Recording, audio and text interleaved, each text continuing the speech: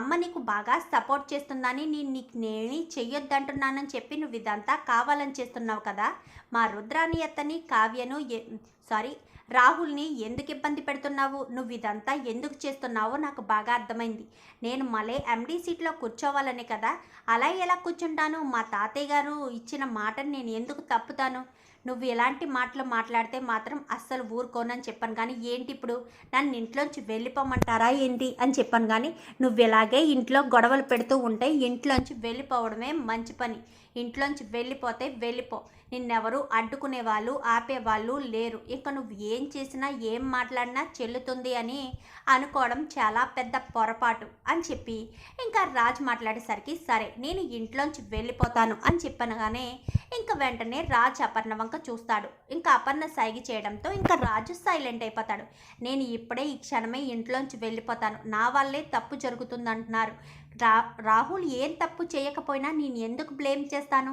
రాహుల్ మీద నాకు ఏమన్నా కక్ష ఉందా, రాహుల్ కుట్రలు చేస్తాడు కాబట్టి అలా చేశాను అంటూ కావ్య గబగబా వెళ్ళబోతుండగా ఒక్క నిమిషం కావ్య అంటూ ఇంకా వెంటనే అపర్ణ ఆపుతుంది. ఇంకా రాహుల్ రుద్రాని ఇద్దరు లోపల సంబరపడిపోతారు. కావ్య ఇంట్లోంచి వెళ్ళిపోతుంది, రాజ్ కావ్య విడిపోతున్నారని. ఇలాగే కథ కావాలి అనుకున్నావు కదా రుద్రాని, రాజ్ కావ్యాలను ఇలాగే విడదీయాలని అనుకున్నావు కదా అని చెప్పనేసరికి ఏం మాట్లాడుతున్నావు వదిన, రాజ్ కావ్యాలను నేను విడదీయడం అనుకోవడం ఏంటి అని చెప్పనేసరికి వెంటనే రుద్రాని చంప చెల్లు అనిపిస్తుంది అపర్ణ. అయితే ఏంటి ఇంకా నీకు అర్థం కాలేదా, రాహులే కావాలని ఇటు స్వప్నని కావ్యని బ్లేమ్ చేసేటట్టు కావాలని వాళ్ళ ఎదురుగా ఫోన్ మాట్లాడడం అంతా నీ ప్లాన్ అన్న విషయం తెలుసు. రాజు కావ్య ఇద్దరు గొడవ పడాలి. అటు కళ్యాణ్ ఎలా అయితే ఇంటి నుంచి దూరంగా వెళ్ళిపోవాలో రాజ్ కావ్య కూడా విడిపోయి కావ్య శాశ్వతంగా ఇంట్లోంచి బయటకు వెళ్ళిపోతేనే కదా ఇంకా కంపెనీ బాధ్యతలు మొత్తం నీ కొడుకు చూసుకుంటాడన్న ఉద్దేశంతోనే కదా నువ్వు ఇదంతా చేశావు. నేనంతా విన్నాను. ఇదే కాదు ధాన్యలక్ష్మి, నీ కొడుకుని కోడల్ని సంతోషంగా ఉండనివ్వకూడదని ఈ రుద్రాని వెళ్ళి అనామికతో కూడా చేతులు కలిపింది, అనామికను కూడా రెచ్చగొట్టిందను. కానీ ఏం మాట్లాడుతున్నావు వదిన, నువ్వు మాట్లాడే దాంట్లో అర్థం ఉందా, నేనెందుకు అలా చేస్తాను అని చెప్పనేసరికి నోరు మూసేయి.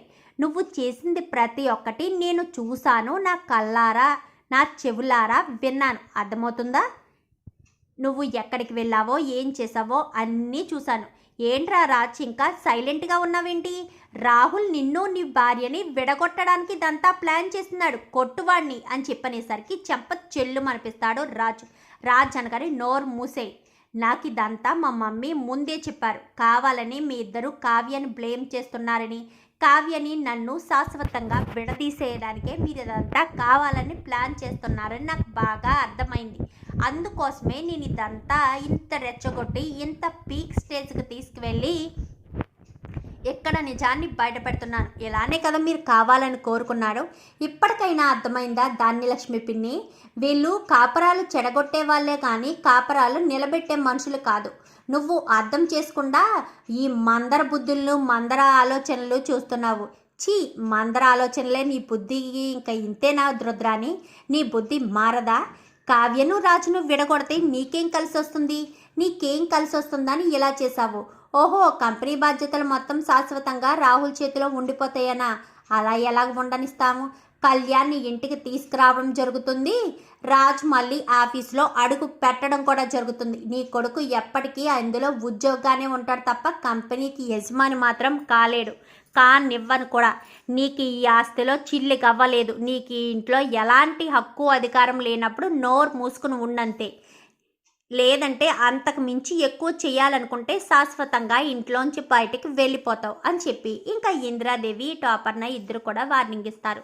చూద్దాం రాబోయే ఎపిసోడ్స్లో రుద్రాణిని ఇలాగే అపర్ణ అనాలి అని మీరు కూడా అనుకుంటే వీడియో నచ్చితే లైక్ చేయండి, ఛానల్ని సబ్స్క్రైబ్ చేసుకోండి, పక్కనే ఉన్న బెల్ సింబల్లో ఆల్ పై క్లిక్ చేయండి. ఇలా చేయడం వల్ల అందరికంటే ముందుగా చూడవచ్చు.